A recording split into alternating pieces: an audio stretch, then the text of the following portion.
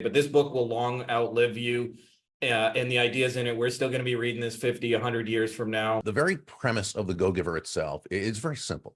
And it's that shifting your focus. When you're going into a market and actually serving them, what you're literally doing is putting other people's interests first. When we say place other people's interests first, we certainly don't mean you should be anyone's doormat. That meant more to me than I've had clients, send $100,000 check. It makes a difference both, and you're touching lives both directly and indirectly.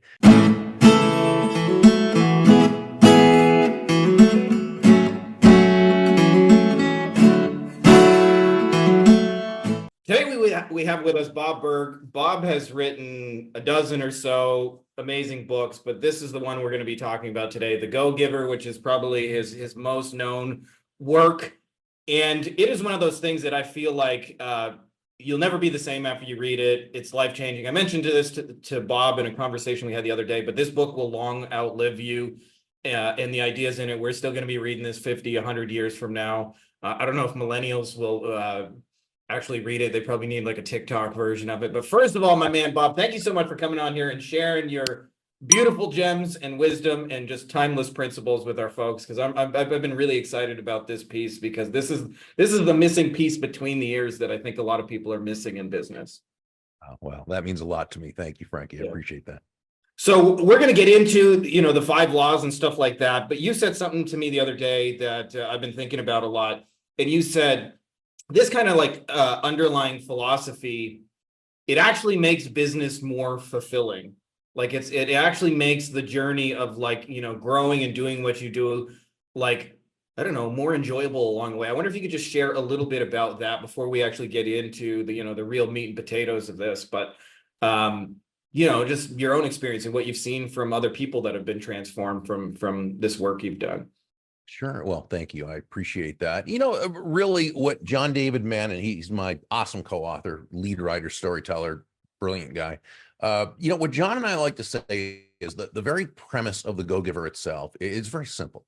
And it's that shifting your focus, and this is really where it all begins, shifting your focus from getting to giving. Now, when we say giving in this context, we simply mean constantly and consistently providing immense value to others, understanding that doing so is, again, not only a more fulfilling way of conducting business, it's the most financially profitable way as well. Not for some way out there, woo-woo, magical, mystical reasons, not at all. It actually makes very logical, very rational sense. And that's this, Frankie, when you're that person who can move your focus off of yourself and place it onto others, discovering their needs, their wants, their desires, helping to solve their problems, moving them closer to happiness.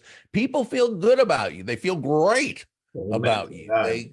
They want to get to know you. They want to be in relationship with you. They want to do business with you.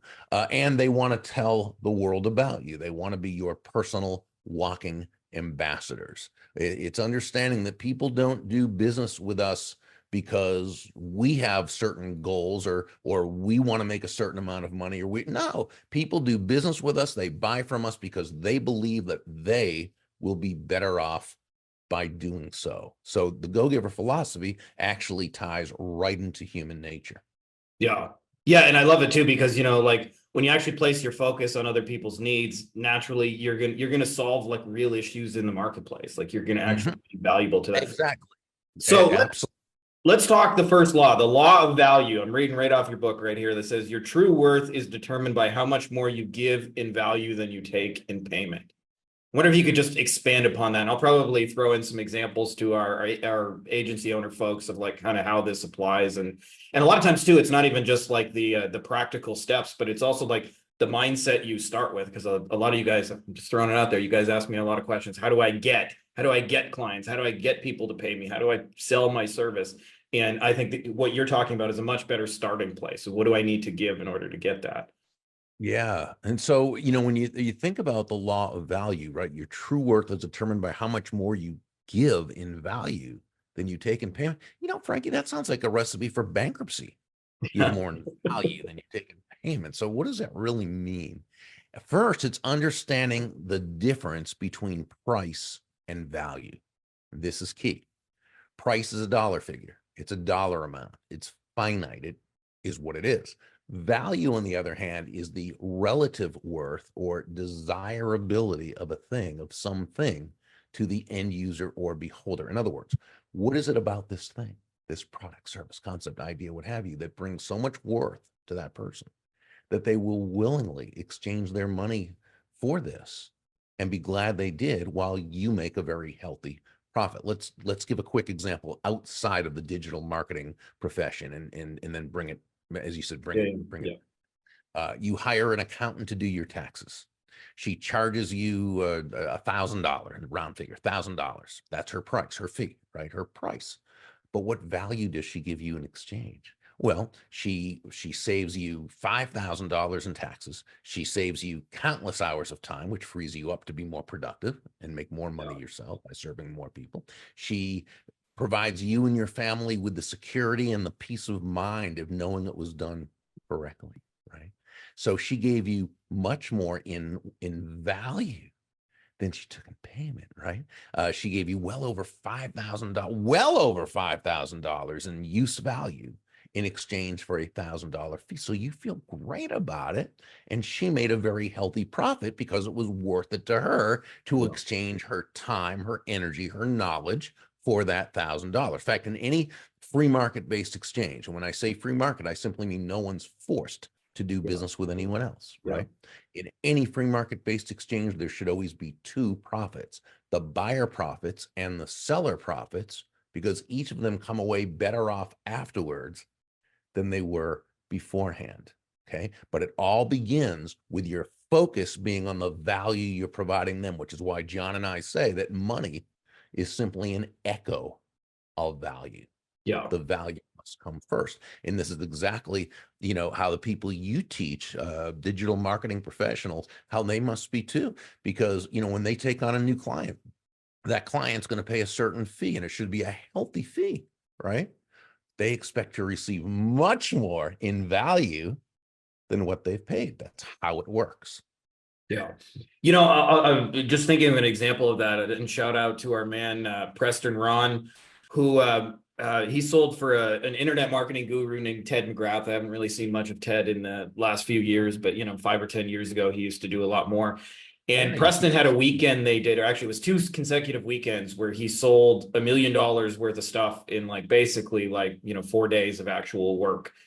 And I remember saying to him, how did you do it? And his answer really surprised me with the simplicity of it. He said, I really thought about the offer. And when I realized for the right person, this was easily worth 10, 20, 100 times what we were asking for it, it felt easy and natural to ask for that money, because I'm what we were giving in value was so far in excess of what we were asking for that I didn't feel any conflict at all. And I see this all the time, where a lot of people are trying, to get clients in the door and to get payment, but they're not really thinking about the value they're giving in exchange for that, and trying to give as much possible, where it's almost just obvious they should be giving you money, where Preston said it's the most natural thing in the world for them to give me $1 million, because we're giving so much more to the right kind of person.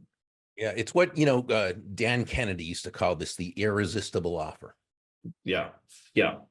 Right. And so, and again, it needs to be profitable for both parties. Yeah. Okay. That's the key. But it begins with the focus, and you said it beautifully. It begins with the focus of asking, not what can I get? What can I give? What immense value can I give?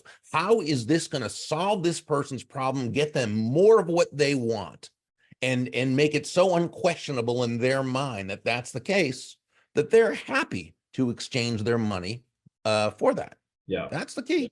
Yeah. Jay Abraham said to me that every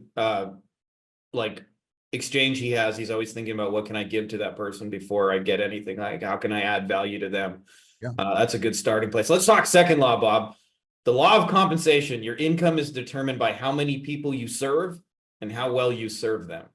Yeah, well, now we take this to the next step, because while the law of value says give more in value than you take in payment, law number 2 says, yeah, that's fine. The value is the starting place, but now how many lives are you impacting Yeah. with that value, right? So our accountant, in the first example, gave you much more in value than she took in payment. So you feel great about her. You do business with her again, and you would refer her to others, I'm Yeah. assuming, right? And so her other clients feel the same way. So our accountant is very quickly amassing an army of personal walking ambassadors.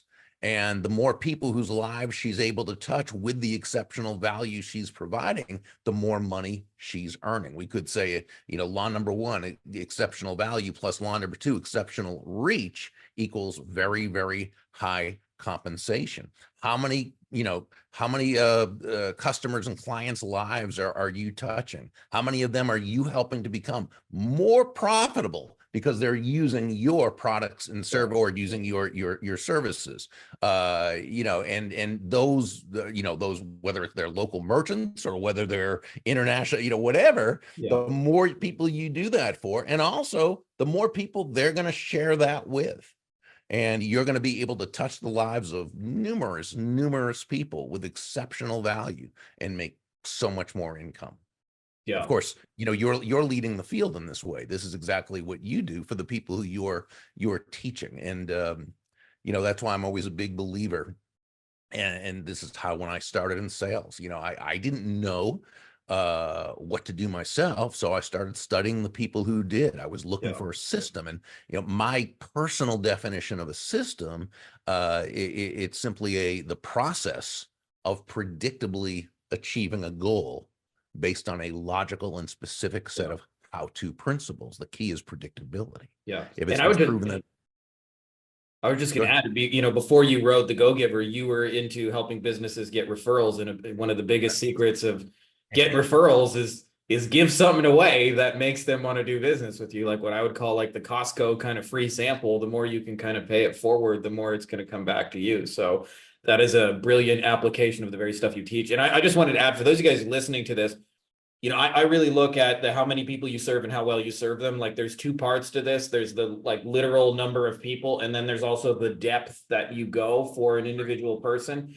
And if you guys really want to make an impact, both in your own bank account, but also in your clients' lives, you're either going to have to help a lot of them or you're going to have to go very deep or some combination of both. But like it's going to be one or the other, right? So like the sooner you embrace that, the faster you guys are going to get rolling with that. Let's talk third law.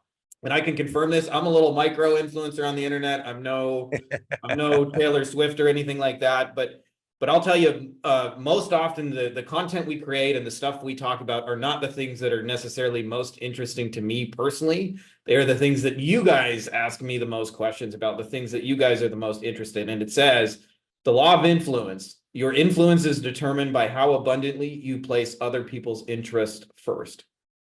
And really, like, can I just add one sentence before when you Please really do. think about what a marketplace is, it's just a group of people who have like often like a shared interest or a shared problem. And so when you're going into a market and actually serving them, what you're literally doing is putting other people's interests first. But you just said this in really simple language that anybody can apply. Well, and it's important to know this, that when we say place other people's interests first, we certainly don't mean you should be anyone's doormat Yeah. or a Yeah. martyr or Correct. self-sacrificial in any way. No, it's exactly as you said it. You are serving a marketplace, and they're not going to do business with you because you have certain sales goals to meet or certain financial Yeah. goals to meet, or you have a mortgage payment to meet. They're going to do business with you because they believe, and it always comes down to this, they believe that they'll be better off by doing so than by not doing so. Yeah. And that's why the best thing you can do for your own self-interest is to put your self-interest aside and focus totally on the interest of that person. Yeah. Can I go a little deeper on just where this shows up for a lot of you guys? I get a lot of people who say, I'm trying to message so-and-so, dentists, doctors, lawyers, attorneys, this e-commerce store, and I'm trying to drum up business. And then when I look at your messaging, the thing it talks about is the thing those people care about the least, which is you. I am, we are, our company is, we do blah, blah, blah. We can help you, us, me. And the simplest way to fix a lot of that messaging is to really just speak to their deeper level self-interest. You are doing this, you are putting out this, we figure out a way to help you do that better. We could serve this need in this way. But where you mention yourself is really only related to how you would serve their own Yes. self-interest. It's very much not about you at all. And because of that, and I learned this from a guy named Ari Gelper who said, like, he studied a lot of cold calling, and he noticed that salespeople unconsciously do this script when they call people, is they say, my name's Frankie, I'm calling from company XYZ, and the reason I'm calling today is because, and even before you finish that sentence, you're talking to a salesperson who's basically going to pitch you what I would say, buy my shit. And by really just focusing on their self-interest and speaking to the problems, the challenges, the outcomes they want to create, the things they're already doing, you're already going to be in a different place because you're actually serving their needs. So this really shows up for a lot of you guys in your messaging. Let's talk fourth law, Bob, the law of authenticity. The most valuable gift you have to offer is yourself. Yeah.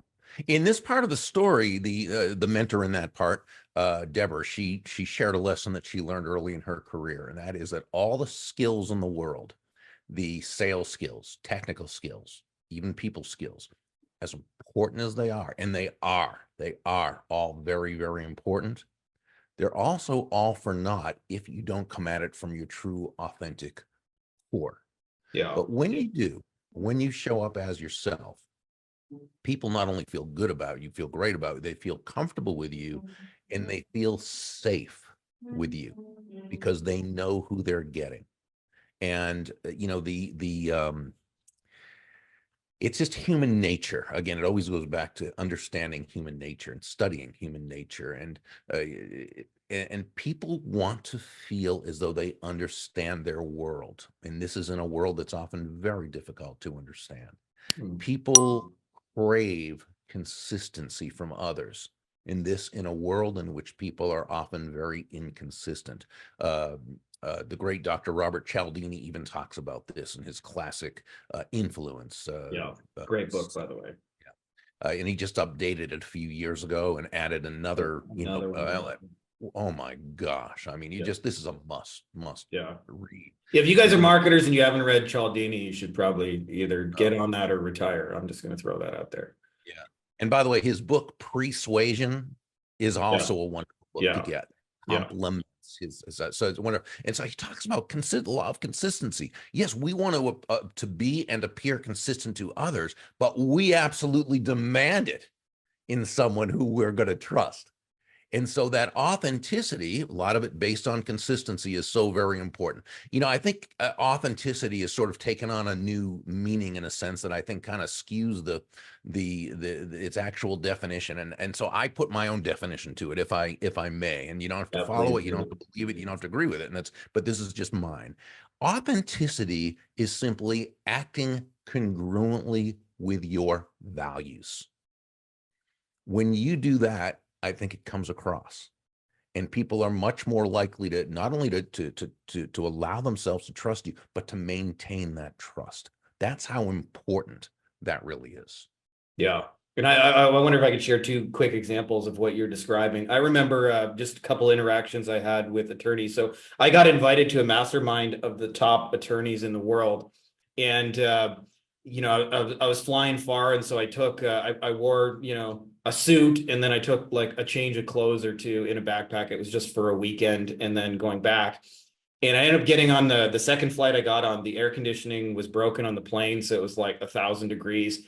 And what it meant for me is I got all stinky and sweaty in my suit, and then I landed, and just because of like the proximity, like we were basically in the mastermind. And I was wearing a suit, and one of the guys came over to me. He's like, "Hey, Frankie, you kind of smell." It's like, "Ah, shit, I was worried about that."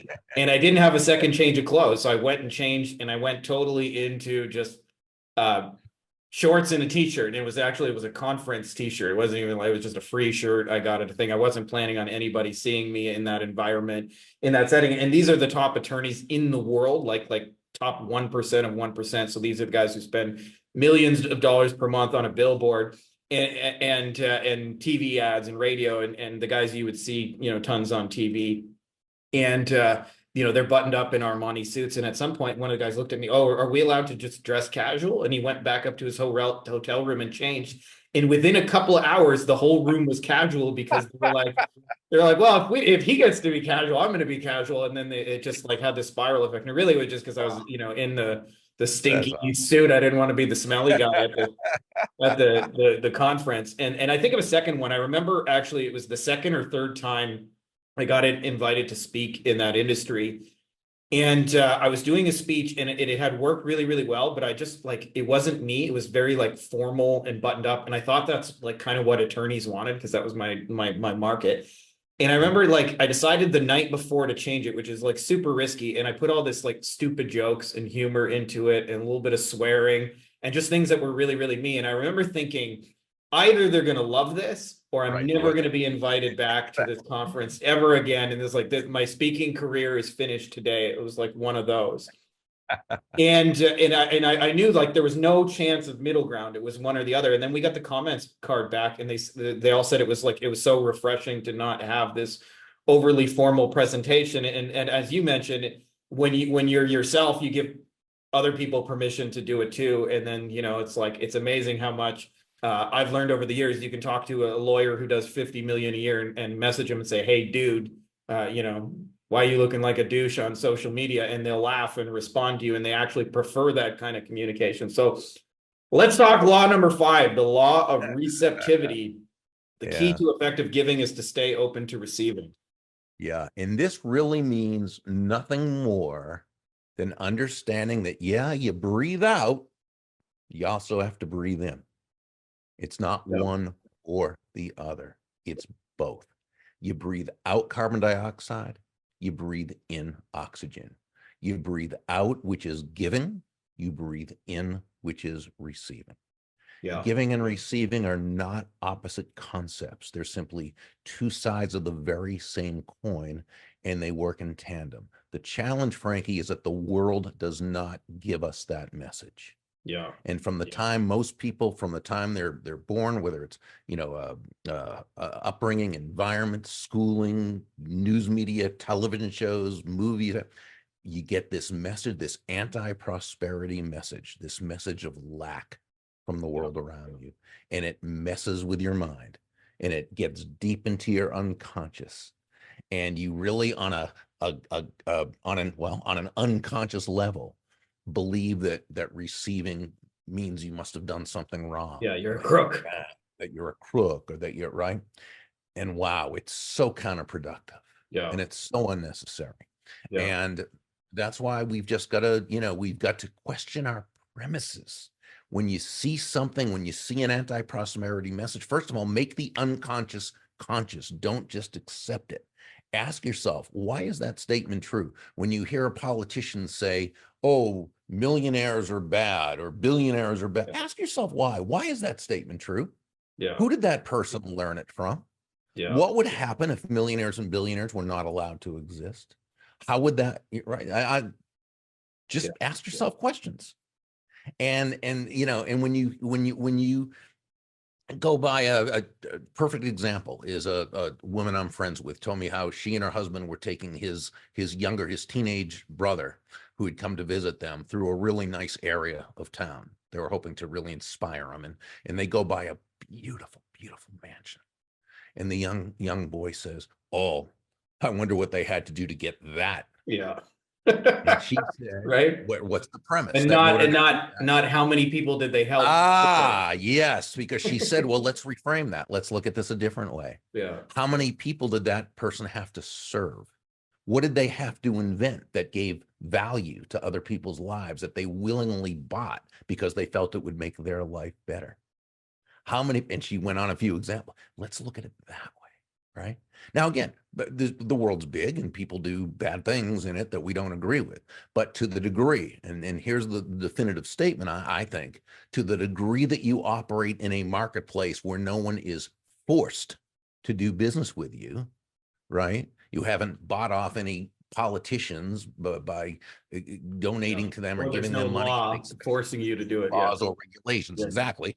Right. To the degree you live in a a marketplace where no one has to do business with you and all your people, that is the marketplace they live in. The only way you can make a whole lot of money is to serve a whole lot of people, right? Again, with significant exceptional value. Okay. And, putting their interests first, because Yeah. that's why they're buying. So, but you've got to, once you do, so here's my thought, if I may, my suggestion, because in law number 5, John David Mann and I talk about that, but on a surface level. But it hopefully awakens people to that. And we've heard that it does. But I suggest you start to look up some of the great speakers, teachers, practitioners of abundance. People like David Nagel, Randy Gage, Ellen Rogan, Lisa Peterson, Ken Honda, the late Bob Proctor. Read and listen and watch because what they do is they share with you how to get past those mental blocks that keep you from allowing yourself to just gratefully receive the abundance that you have earned through the value you've provided to so many Yeah. people. And can I say there's a lot of poor and middle class values that work against that for a lot of people with the, Oh, sure. I grew up with if you didn't like essentially like grind and work your ass off, you didn't really earn it. And Exactly. I think like, how this showed up in my reality. I remember there was a guy who lived kind of kitty corner from me. He was a guy who was like physically handicapped, and he would ride around in like one of those rascals most of the day. He could walk, but really only for short periods of time. And he would go mow his lawn, and my mom always like would slap me and my brother in the back of the head, like, go mow Richard's lawn. He's not going to do it himself. Well, we did it just, to keep mom happy. But Richard almost always tried to slip us $10, $20 for doing it. And my mom was like, just, poor mindset, and always refused it and made it really awkward for Richard because he had just received a Sure. gift and Yeah. And he wanted to wasn't give allowed. something in Yeah, return. exactly. Yeah. And I think recently I just had somebody reach out to me, and they had grown an agency business for like 10 years, and their husband of 25 years, or something along those timelines, died of cancer. And so she was essentially on her own, and she went through this like really intense grieving period of losing her best friend. But in result of it, like the business kind of like just tapered off, and basically like mostly, I wouldn't say went to zero, but went to like a very small shell of what it once was. And after like, going through this grieving process, she was ready to restart, but she knew she wanted to do something a little bit different and wasn't really sure where to start. And so we ended up having a consult together. And in that process, she told me like, how much money she had to her name, which was not a lot at that point in time. And I usually do the consults with people like, I don't even know what to price them at anymore. So I'm just like, you send whatever you think it's worth, and that's cool for me. I just do this for fun anyway. And I know for a fact she sent about half of what she had in her bank account. Mhm. And I know as like somebody receiving, there's a tendency, oh no, send me less, to feel guilty about receiving. I shouldn't do that. This idea that money is a zero sum game, and because I took from her and she can not get it back. And when you really open yourself up to receiving, I spent a good hour just feeling so grateful that somebody would give such a sizable chunk of what they had to their name in exchange for my help, because I was like, man, like that meant more to me than I've had clients, send $100,000 check, and it was, for transparency's sake, a couple $100, but that couple $100, because I knew what it meant to that person. And so when you open yourself up to that, like it's just as much of a gift to receive as it is, as you say, to breathe in and breathe out. And you don't want to be the person going, no, I'll refuse that Exactly. $20 because that's bad and that's naughty and we can't take it, and the beautiful thing is when it comes back to you, it's just as fulfilling, because you realize you've made a difference in somebody's life, and That's right. in some kind of meaningful way. Right. Um, And I really just want to take a moment to thank you, because the work you're doing is really making a huge difference to a lot of people. And it makes a difference both in your touching lives, both directly and indirectly, because yeah, with the students whose lives you're touching, you're helping them, earn a great income by providing immense value to their customers and clients. yeah, And they are touching people's lives because the customers and clients they bring on are yeah, able to touch more people's lives yeah, with the value they provide. And what that does is it creates a bigger pie for everyone. yes. And wow. So Amen. thank you. Hey. And we're happy to have you on and be a vessel of that. I won't keep you, Bob. I know you're a busy man with lots of times, but for those of you guys who have not read this, Bob's got a dozen books and they're all worth reading. I've not gotten through them all, but we've read a couple of the spin-off versions of The Go Giver, and they're all excellent. And what I love about it is, as you mentioned, is your co-author, John, help turn them into stories. And I find just stories stick better, but there really are timeless principles that when you read them, they'll shift how you wake up in a day. Instead of waking up and doing this, like, how do I get clients to pay me? How do I get this? What do I say to people? It becomes a lot easier when you're putting other people's interests first and figuring out, who are these people? What do they want? How can I help them? How can I give them gifts? How can I serve their needs? And you can do this strategically in a way where you serve their needs, but in a way that brings them a step towards you. So that, it's not charity. You're doing this in a business sense where you're also growing your business. But as you mentioned, it's just a more fun, fulfilling way to do it. It's like, it's way more fun and fulfilling than looking for some magic ad or some magic script, is to wake up and go, how can I help somebody else? How can I build a tool or a resource?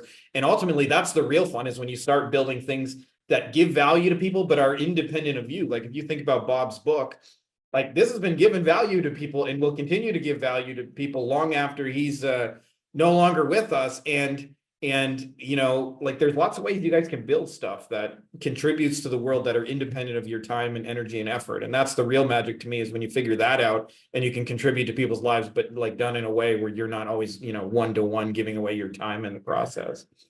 So anyways, guys, we appreciate you listening to this. And Bob, is there anything else you want to add about what folks should check out about you? Maybe we should mention your newsletter as well. Yeah, if they'd like to subscribe to my daily impact email, which I send out Monday through Friday, early in the morning, and usually an ad on the weekends, feel welcome to visit burg.com, and you can subscribe right from there. Cool. We'll put a link so that's easy for you guys to remember, because I know you guys are internet people and you can't remember links, but we'll make that easy for you guys to find. Anyways, we appreciate you, my man, coming on here and doing this. This was a blast, and I've been looking forward to this all week, and now I know why. Guys, if you like this video, you're also going to want to grab some free bonuses, which you can get at our website, Beyond Agency Profits. To make it easy for you, I've put the links to it in the description of this video, as well as pinned in the top comment. And we've got a couple of awesome things. This is what you'll get after you sign up. You get some of our best training, how we're closing clients over Loom videos, how we sometimes sign clients that is not a misprint for under $5 US, how to demonstrate your value in like amazing ways, trainings, how to have your clients write the best copy of your life, how we're closing without phone calls, campaigns that we've generated for clients that have done over $100,000, as well as scripts you can use to get conversations going with clients in under 10 minutes. All you got to simply do is go there, enter your name and email address, and then this is what you'll see on the other side. So if that's interesting to you, make sure to click the links below, and I will see you on the other side.